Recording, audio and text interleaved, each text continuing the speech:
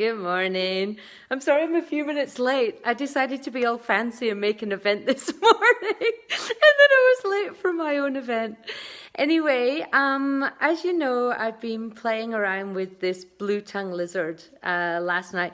I kind of was so shocked when you guys decided that one of your number one pets that you would like to have a cake for was a blue tongue lizard. I just didn't see that coming at all.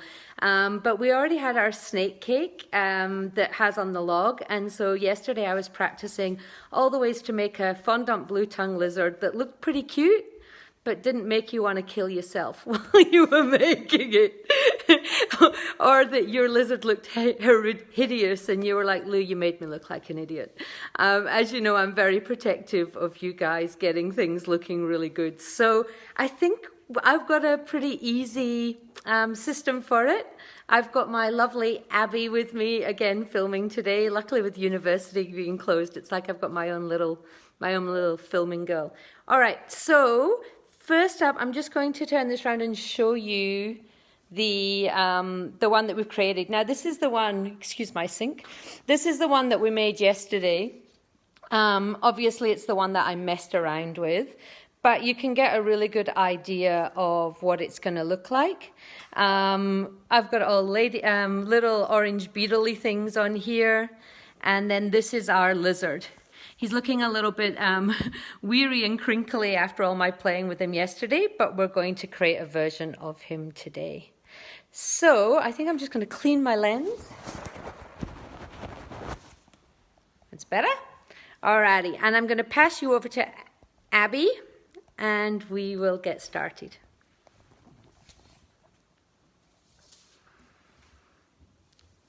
Okay, so really what it comes down to is a whole lot of sausages. So what I'm going to supply with the template is I'm going to supply two shapes for you to make on top of. So basically the first thing you're going to do is to make this shape, which is really just a big sausage. And the good thing is that you can just do it on top of the cake and on top of the template and get started with it. So basically, let me take it off. So I'm going to give you an amount of fondant to use to make it and then another amount of fondant to make the legs. So basically all it's really going to come down to is roughly forming this shape, and you've got this template to do it. You're going to have your little tail at the end, which I'm going to roll like a sausage to get the shape. Don't worry about it being too long, we can just snip it. At this stage it's really just about getting this rough shape.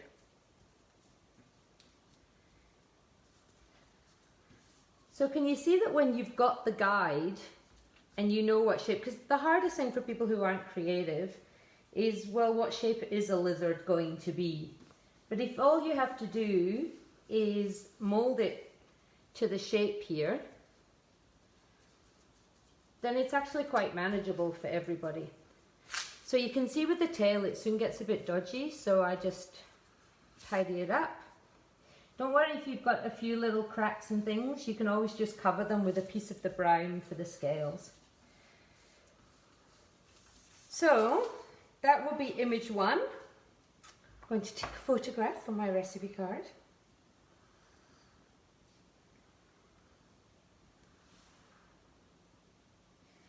And you can see it's not completely perfect, but it's good enough. So now I'm going to move it over to the second one and put it on this one. And you can see that basically it's about pinching in the head.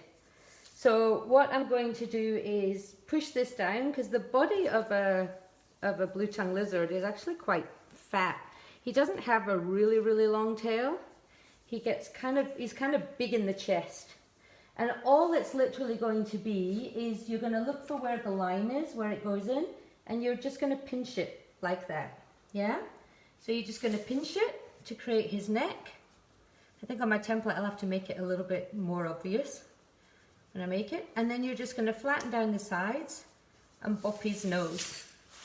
So can you see that? It was literally just a case I'm obviously now smoothing out his sides so that he looks all nice, but it was literally just a case of pushing in the sides.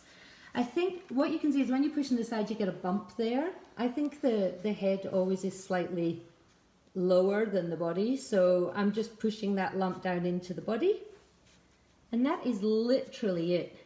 There was someone asked if we could we convert it into a bearded dragon? And the thing is about the blue-tongued lizard is literally you just stick your 2 fingers in and you've made him. To make this into the head of a dinosaur bearded dragon with a whole beard, definitely will have us all crying into our wine on a Friday night. But for this guy, actually way more achievable than you think. So there he is, and that is literally the shape that you need. Okay, let's have a look at this lizard. Take the legs off him and you can see just the body part. I've done this random pattern on him. So somebody said maybe you could do half circles and make scales all the way down. My concern with that is if you don't make them perfect, then you're going to be really stressed. And half of this is about smudging and being random. And if you try to make a perfect pattern, I think it's just going to make you upset too. So I've gone for this kind of random design with it. First of all, we're just going to work on the body and the tail and ignore the head part. Okay, so I'll just take a picture for my recipe card. So all we're going to do with the brown is literally, and I need to trim my tail off. You can see that while I was making it, I got my tail too long. So I'm just going to trim my tail like that and point up the end. So literally, this is all about just being really random. It's about taking tiny amounts. Now if Abby can see how wafer thin that is, and kind of just smearing them into the surface. Now what this is going to do is it's going to spoil the beautiful shape that you've created, but you can just mold that back in at the end. So can you see I'm really giving very little thought to it. I'm just kind of smearing it out in my hands and putting it on and looking at it.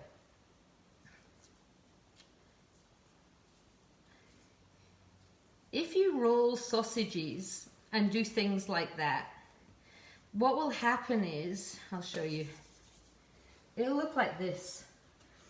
And it doesn't look organic or believable in any way.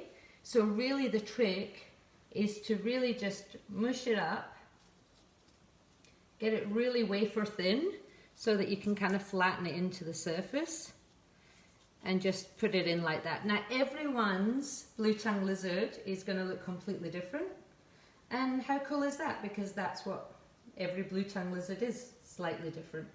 So don't get too wrapped up on how this works. It really is just about thinning. One thing I've learned in my research on blue-tongued lizards, now that I'm an expert, is that it gets a lot thicker towards the tail and the end of the tail tends to be the solid color. So I'm just going to push it right over the end of the tail so that the end of the tail is. And then kind of carry on wrapping it round. The tail seems to have quite a lot more on it than other areas. It's pretty strong with it. If you feel like it's got a little bit too perfect, you can always just mush it. Can you see how I'm not taking it that seriously at all? This is what worries me about doing scales that are to be completely perfect, is that it doesn't leave room for error and smooshing and reshaping and all those things that you kind of want to be able to do. So you can kind of do as much or a little as this as you like. I feel like that looks pretty good. What I'm going to do is I'm going to just take it and round it a little bit more, because now that I've smushed it a little bit, I want to kind of get it to be more the right shape. I think I'm just going to put a little bit on this side. I'm hoping everyone's looking at that going, gee, that's actually not that hard at all, right? Looks kind of cool. Okay. With the head, it tends to only go a little bit down it and it doesn't go onto the sides of it. So I'm just going to take some bits that are really, really thin and and maybe only take it kind of, oh, see when I did that bit, I felt that that actually looked like I'd kind of preconceived it, so I'm just mushing it some more. And it's so easy to then go back and redo this shape thing that we talked about, yeah? You can just keep playing with the shape and getting it back to the shape it was. Belinda says it looks pretty easy to do. Yeah, super easy, Belinda.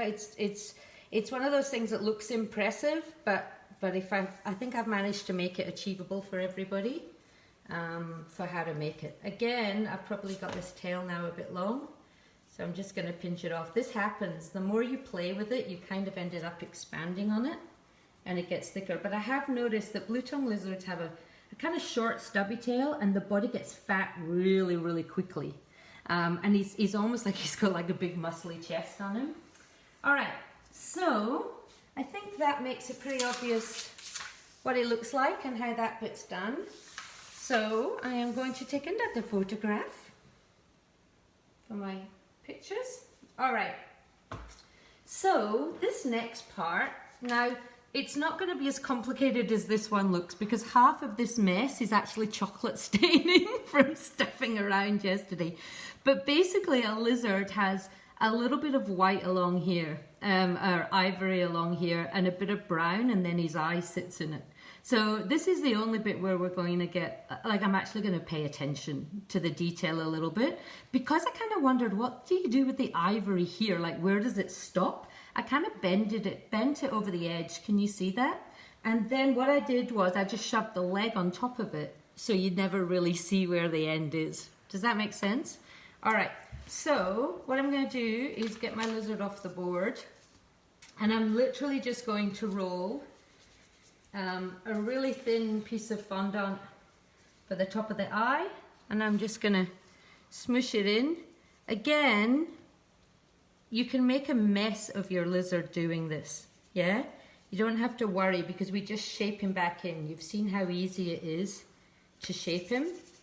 So don't think, oh my gosh, I'm destroying the face again, because we just put him back together. It's not a bit thick. Again, wafer thin, and I'm just putting another one in on this side. All right, so let's recover our lizard again. So smush him down and put him back where he belongs again. You can see how it's super easy to just adjust him then. All right, I feel like those lines are a bit harsh, so I'm just going to kind of run them over the edge like that, and I feel happier with them. Okay, now I'm going to put the strip of ivory in. Again, this one's going to run all the way along, so I'm going to make a long sausage.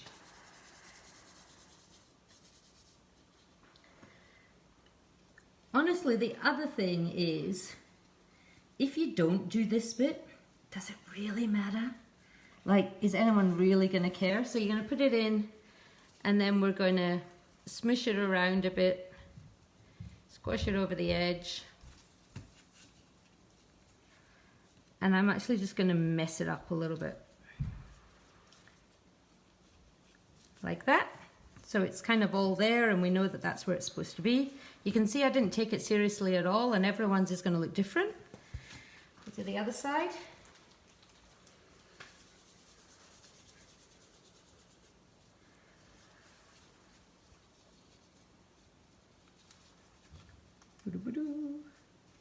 Look, I haven't made this one as long, but I don't think it really matters. Again, I'm just going to smush it in.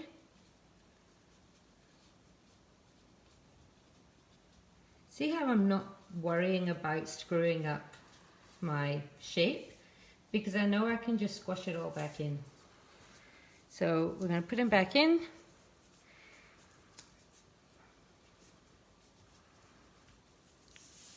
And then I'm going to flatten him out and get this shape back again. So when you do that, you can always just if you make your shape wrong, you can just flatten him out, do the neck thing again, and then just come back in and tuck it in. Yeah? So you just flatten him out, pinch him, and put him back in. So you can see now that we've got that cool little bit for the for where the eye goes, and it looks like now he's got like a little white underbelly without us having to make all the belly white and stress the hell out of ourselves. So all that's really left to do now is, first of all, we will do his legs first because it'll be easier to do the last bit at the end. Here's a little leg, some little legs. They basically hold their legs like this. Like a crocodile does, so they're kind of like got their arms out like this. So you just want that 90-degree bend. They've got, I had a look, and they have got 5 fingers, but cutting out 5 fingers is just like a nightmare. So you're just going to roll yourself the sausage for the arm. Going to use exactly the same technique of just kind of rubbing pieces of fondant into it. I didn't do it all the way up to the end with mine, because I guess because of the claws. Roll it back up. Good enough. I'm going to turn my arm to the 90-degree angle, like that. And then I am going to just flatten the end. Put 2 little cuts in it. Tidy them up. So you can see you could fit all 6 in, but I just don't know how you would cut it and separate it. So that's one little arm. Stick it in at the join with the ivory. These are probably going to fall off, by the way. They're probably not going to secure to the sides. So if you're a person that wants them secure, you could put cocktail sticks in, but for me, I just put the body onto the tree trunk and just shove the 4 legs on the sides, and it's fine. How are we all going? Is everyone feeling comfortable? Have I lost anyone? Is anyone panicking yet? I think it's pretty straightforward, so.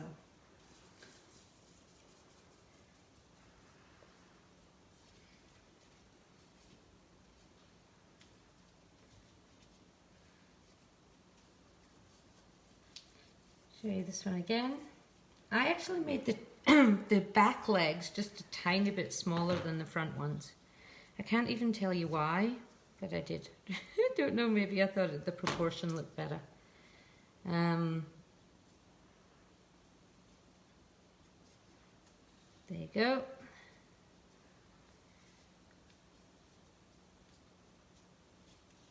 Oh, made it the same as the other one. Bend it this way.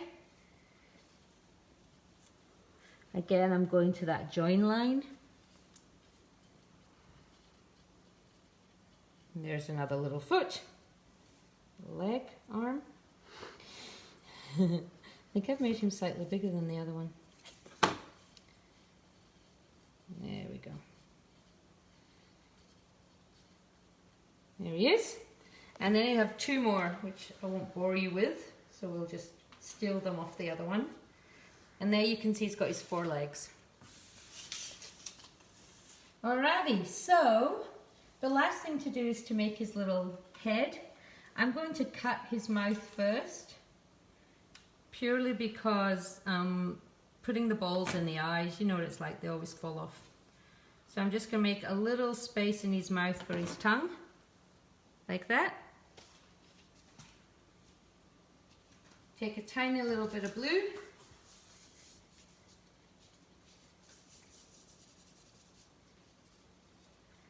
Just going to roll a little sausage for his tongue.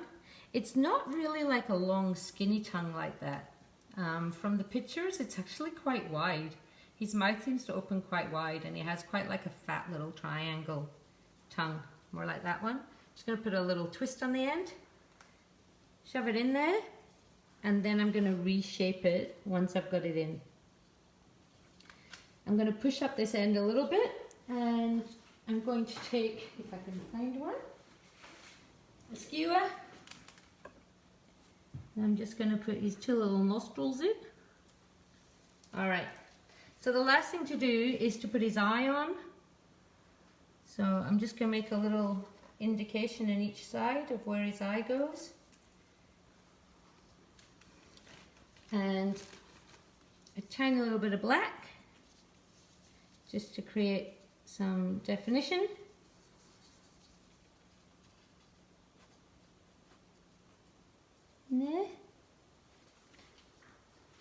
And his little silver bowl.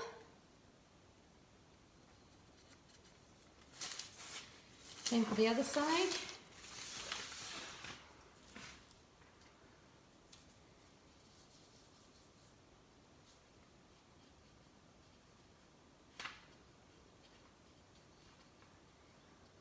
Can't really see very well. Hopefully that looks okay.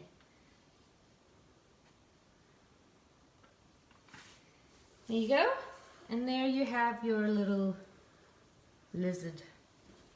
Again, you can just keep playing with it, messing with it, right until the end. It's like, yeah, I think that should have been more like that. Or when I've been doing that, I've pushed that up. But I hope you get the idea of him. Why don't we put him on this cake now that I've made him? See how he looks. We're going to rest his head on the leaves so that he stands out a little bit more. Put his arms on. Legs even. This one down on here. And there he is. So I hope you love him, and if you have any questions, just pop it in the comments. But as you can see, he's pretty easy to make, so I think he's a great one for everyone. And what we'll do is with the recipe card, we'll probably put a link to this video on the recipe card or tell people go in the group, so you'll always be able to make it with the video. Cheers guys, have an awesome day. I'd love to let me know what you think in the comments. See ya.